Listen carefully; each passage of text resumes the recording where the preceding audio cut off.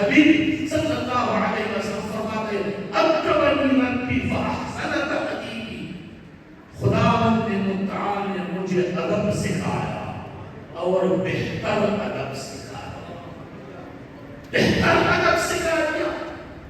اب صحابہ کرام نے، بندگان نے، جس نے جتنی بھی ادب کی اعلیٰ منصب پا لیا، خداوند متعال نے اس کو اپنا اتنا مقام بھی پیدا کر دیا۔ انبیاء خداوند متعال کے سب سے بہترین بندے ہو رہے ہیں۔ موسیٰ علیہ السلام فرعون سے جب نکل گئے بنی اسرائیل کے ساتھ، جب سامنے دریا آ گیا، پیچھے سے فرعون کا لشکر آ گیا، امتیوں نے پوچھا کہ یا نبی اللہ، آگے دریا ہے، راستہ نہیں ہے، پیچھے سے فرعون کا لشکر آ رہا ہے، کیسے کریں گے؟ حضرت موسیٰ علیہ السلام اولو العزم نبی ہے، اس نے فرمایا ان معی ربی سیہدین، ان معی ربی سیہدین، میرے ساتھ میرا پروردگار ہے، وہ مجھے ہدایت کا راستہ دے گا۔ اب اس کا دھن سیکھے، وہ اولو العزم نبی ہے، لیکن جب حضور صلی اللہ علیہ وآلہ وسلم غار ثور میں ہیں اور کفار آ کر اس کے اوپر کھڑے ہو گئے، اور حالت یہ تھا کہ ابو بکر صدیق رضی اللہ تعالیٰ عنہ نے فرمایا یا رسول اللہ صلی اللہ علیہ وسلم، اگر یہ کفار اپنی قلوب کی طرف بھی دیکھے گا تو ہمیں دے دے گا۔ حضور صلی اللہ علیہ وسلم نے کیا فرمایا؟ ادھر موسیٰ علیہ السلام نے فرمایا ان معی ربی سیہدین، میرے ساتھ میرا رب ہے، وہ ہمیں ہدایت کا راستہ دے گا، وہ ہمیں راستہ دے گا۔ ادھر معیت پہلے اپنی آپ کا ذکر ہو گیا، بعد میں خدا کا ذکر ہو گیا، اور ادھر حضور صلی اللہ علیہ وسلم ابو بکر صدیق رضی اللہ تعالی عنہ کے لیے فرماتے ہیں کہ رب میرے ساتھ ہے، اللہ میرے ساتھ۔ میں پہلے اپنے تذکرہ نہیں کیا، پہلے رب کا ذکر کیا، بعد میں اپنا ذکر کیا کہ اللہ ہمارے ساتھ ہے، اللہ ہمارے ساتھ ہے۔ یہ اس کی اولو العزمیت پر دلالت کرتے ہیں کہ آپ صلی اللہ علیہ وآلہ وسلم کا مرتبہ اتنا بلند تھا کہ مشکل وقت آیا تو تک بھی پہلے رب کا تذکرہ تھا، بعد میں اپنا تذکرہ۔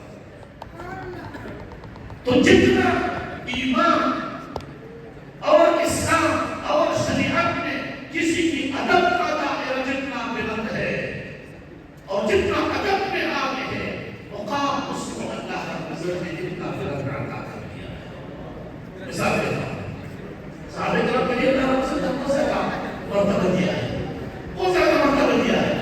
صحابہ کرام فرماتے ہیں کہ جب حضور صلی اللہ علیہ وسلم موجود ہوتے تھے تو ہمارا حالت یہ ہوتا تھا کہ ہم کبھی رسول اللہ صلی اللہ علیہ وسلم قرآن پڑھ کے نہیں لے سکتے، جیسا ہمارے سروں کے اوپر کوئی قیمتی پرندہ بیٹھا ہے، ہم ہلتے نہیں ہیں کہ وہ پرندہ اڑ جائے گا۔ یہ حالت ہوتا تھا ہمارا ادب کی لحاظ سے، ادب کی لحاظ سے حالت یہ تھا۔ اور پھر اس میں جس نے زیادہ ادب اپنا لیا، اللہ رب العزت نے اس کو شان اتنا بلند عطا کر دیا۔ مثال کے طور پر حضرت ابی بکر صدیق رضی اللہ تعالی عنہ کا مرتبہ دیکھیں، مختلف مقامات، شان، مرتبہ اور ہے، لیکن ایک بات ساتھ اور بھی ہے۔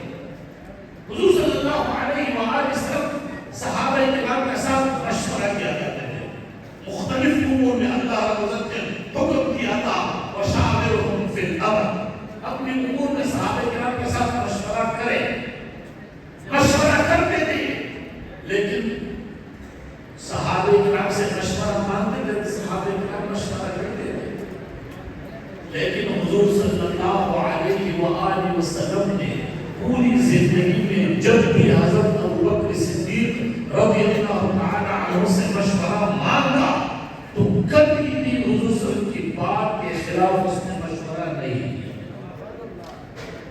کبھی بھی مشورہ نہیں دیا۔ یہ اس کی ادب کا بہت بڑا مقام تھا، اللہ رب العزت نے شان اور مرتبہ میں وہ دے دیا کہ کسی اور صحابی کو مرتبہ نہیں. اور صحابہ کرام نے جس کا مرتبہ ادب جتنا بلند تھا، خدا متعال نے اس کے لیے اتنا بلند مرتبہ عطا کر دیا. ہمارا راستہ تصوف اور راستہ سلوک یہ ادب سے وابستہ ہے. حتیٰ کہ ادب کا دائرہ اس حد تک ہے کہ ہمارے مشائخ فرماتے ہیں کہ کبھی بھی آپ کے دل میں اتنا آ جائے کہ میں نے اگر پورا دنیا اٹھا کے اپنی شیخ کے مقابل میں وہ تم خرچ کر دے اور آپ کے دل میں اتنا گزر جائے کہ شاید میں نے کچھ حق اپنی مرشد کا پورا کیا ہوگا تو آپ کا بیعت ٹوٹ گیا. کیونکہ وہ فیض خداوندی جو مرشد کے سینے سے آپ کو مل چکی ہے، اس کے مقابل میں آپ نے دنیائی تربیت کو اس کے مقابل اور اس کا قیمت سمجھا. یعنی ہمارا راستہ سلوک، تصوف، اسلام و شریعت، دین و عقیدہ ادب پر دائرے میں ہے، ادب کے دائرے میں ہے.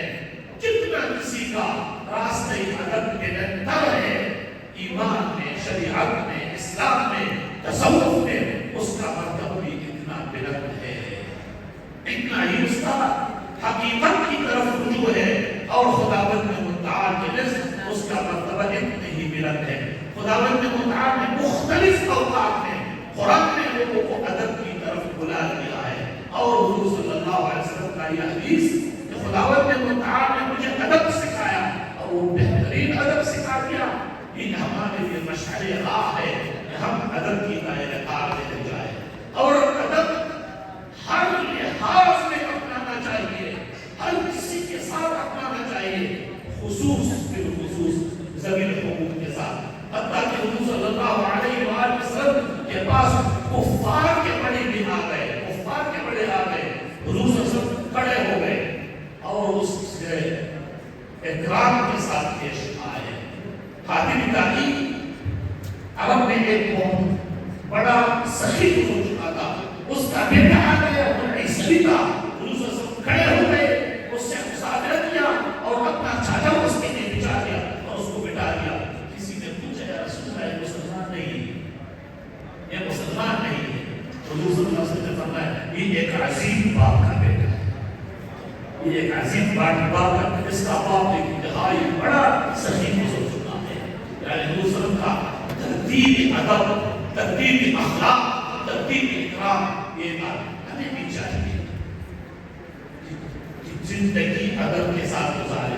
کوئی بھی اس کے ساتھ ادب کے ساتھ پیش آئے، خصوصاً علماء کے ساتھ، اپنے مشائخ کے ساتھ، اپنی پیر کے ساتھ.